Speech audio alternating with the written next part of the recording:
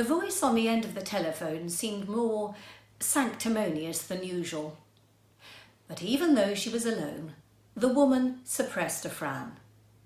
The act came with ease, being part of the job. She was somewhat of an expert at suppressing frowns.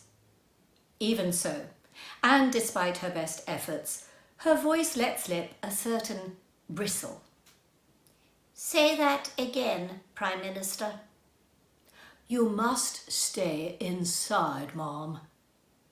The bristle was about to get more pronounced, as Her Majesty counted to 5 before replying. Forgive me for being a little confused, Prime Minister, but at our audience last week, you told me the science was sound. There was a pause on the other line, as the other woman also counted to 5 before replying. This happened sometimes, as if the weekly discussions were a complex dance where counting and timing was crucial to avoid tripping over. It seems the science has changed, Ma'am. Quite. She looked out of the window at the cloudless blue sky. A single swallow crossed the frame from left to right, searching for the rest of its host. Other than that, there wasn't a thing to be seen.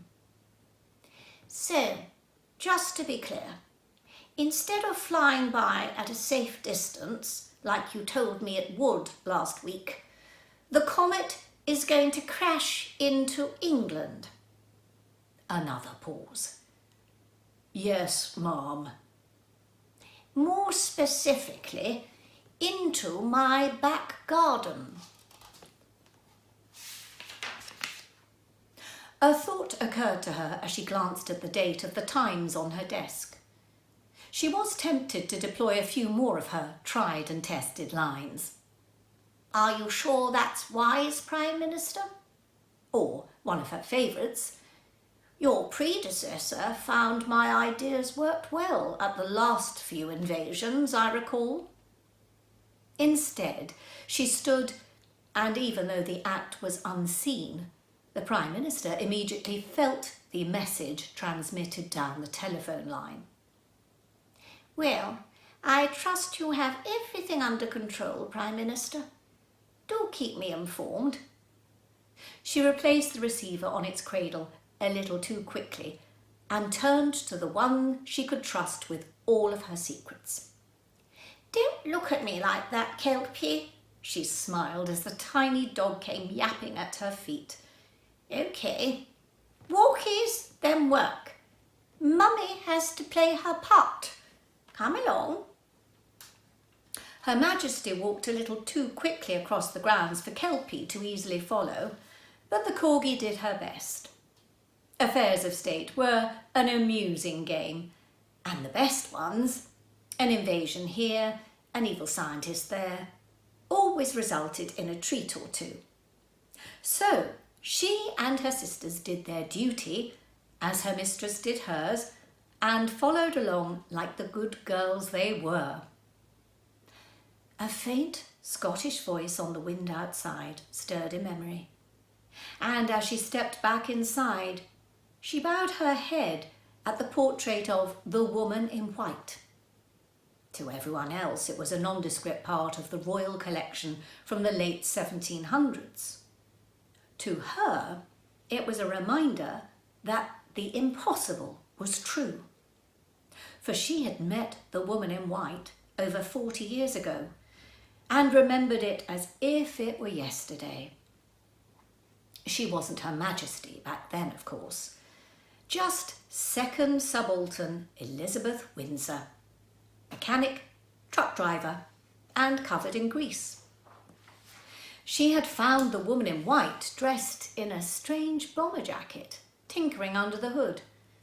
The exchange had been swift. What are you doing?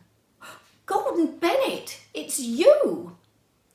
What are you doing? No, stop bowing. I said... They'd become friends that morning once they'd stopped laughing, until the Scotsman came and took her away. She'd watched them fade away in their strange blue box. After the coronation, she started to receive the briefings, and it all made sense. Whatever her great-great-grandmother had wished for the monarchy, she'd always given the man the benefit of the doubt. With Kelpie at her feet, she found the diary she was looking for. November 1963. And the words came flooding back. Interesting audience with Sir Alec. Not often a rocket ship lands in one's grounds, but all taken care of. Best be British and not make a fuss, he said. Doctor sorted, but keep an eye out in 87. He set an alarm. Funny chap. Says he'll sort it. The telephone rang, and Her Majesty's back straightened, as it always did. Yes. Her private secretary sounded out of breath, and she felt the bristle returning. You must stay inside, Your Majesty. Not you as well. Small breach of security. 2 people. A girl and... A Scotsman? Yes, ma'am. How did you know? We tried to arrest them, but they got away. The eyebrow raised again. I see. Ma'am? Thank you, Michael. That'll be all.